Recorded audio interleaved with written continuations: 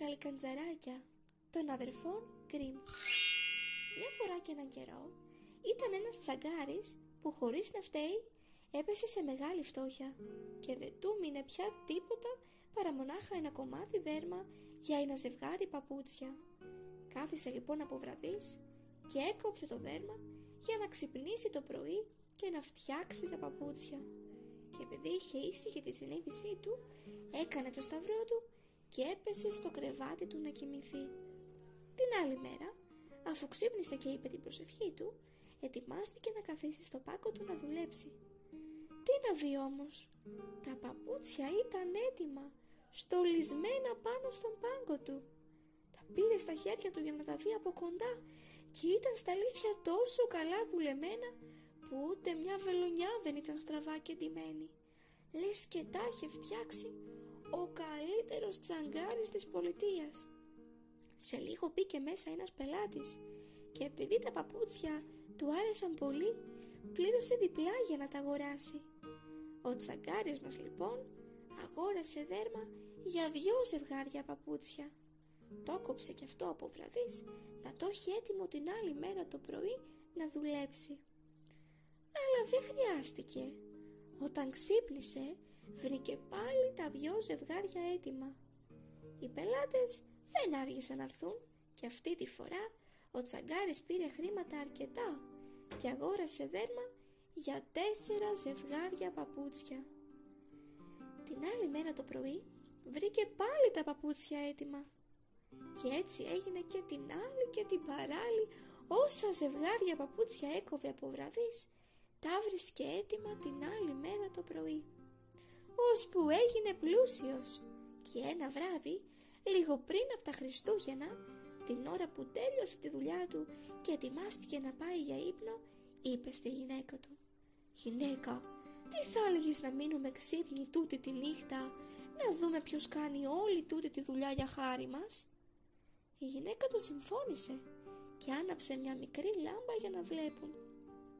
Ύστερα κρύφτηκαν στη γωνίτσα και κράτησαν τα μάτια τους ανοιχτά να μην κοιμηθούν. Όταν χτύπησαν μεσάνυχτα, ήρθαν 2 μικρούλικα γυμνά καλυντζαράκια, κάθισαν στον πάκο του τσαγκάρι, πήραν τα κομμάτια το δέρμα και άρχισαν να ράφουν και να καρφώνουν τόσο γρήγορα και επιδέξια με τα μικροσκοπικά τους δαχτυλάκια που ο τσαγκάρης έμεινε με ανοιχτό το στόμα από την κατάπληξη και το θαυμασμό.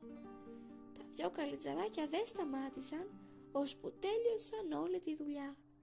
Τότε έδωσαν έναν πήδο και έφυγαν όπως είχαν έρθει. Την άλλη μέρα το πρωί η γυναίκα είπε στον άντρα της: «Τα 2 καλικατζαράκια μας έκαναν πλούσιους. Πρέπει να τους δείξουμε την ευγνωμοσύνη μας. Έτσι γυμνά που τριγυρνάνε θα κρυώνουν. Έχω μια ιδέα. Θα τους ράψω πουκαμισάκια, παντελονάκια και γυλαικάκια και θα τους πλέξω και από ένα ζευγάρι κάλτσες. Κάτσε κι εσύ και φτιάξ' τους από ένα ζευγάρι παπουτσάκια». Ο άντρας δεν περίμενε να του το πει δεύτερη φορά, ως το βράδυ είχαν τελειώσει και αντί να αφήσουν το πάγκο φορτωμένο με δουλειά όπως πάντα, τον στόλισαν με τα δωράκια τους. Ύστερα κρύφτηκαν να δουν τι θα γίνει. Τα μεσάνυχτα ήρθαν πάλι τα 2 καλικατζαράκια και ετοιμάστηκαν να πιάσουν δουλειά. Αλλά δουλειά δεν βρήκαν και όταν είδαν τα μικροσκοπικά ρουχαλάκια και τις κάλτσες και τα παπουτσάκια, απόρρισαν στην αρχή. Έπειτα όμως δεν ήξεραν τι να κάνουν από τη χαρά τους. Χορεύοντας και γελώντας ντύθηκαν κι όλο καμάρι πηδούσαν και τραγουδούσαν. «Είμαστε όμορφα ντυμένοι και ποδεμένοι και στολισμένοι, με τόση λεβεντιά και χάρη, γιατί να κάνουμε το τζαγκάρι?»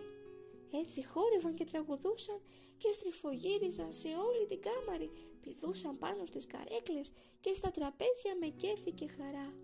Στο τέλος, χορεύοντας πάντα, βγήκαν από την πόρτα και έφυγαν και δεν ξαναγύρισαν ποτέ πια. Αλλά και ο τσαγκάρης έζησε καλά και εμείς καλύτερα.